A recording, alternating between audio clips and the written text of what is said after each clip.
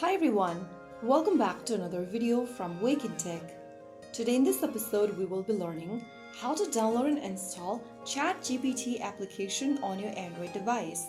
First of all, unlock your Android device and make sure that your device is connected to a stable internet, and then launch open Google Play Store. Now tap on the search icon at the bottom of the screen and go to the search bar at the top. Type in ChatGPT in the search bar.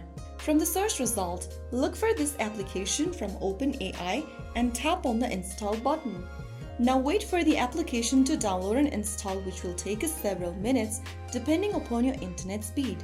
Once the app is installed, tap on open and you will have the ChatGPT application installed on your Android device, whether you are using Android mobile device or tablets. Now you can go ahead and create a new OpenAI account or log into your existing account so that you can start chatting, asking questions, or exploring the latest AI features directly from your Android device. If you found the video helpful, don't forget to like, share, and subscribe to the channel. I will be back again in the next video. Thank you for watching.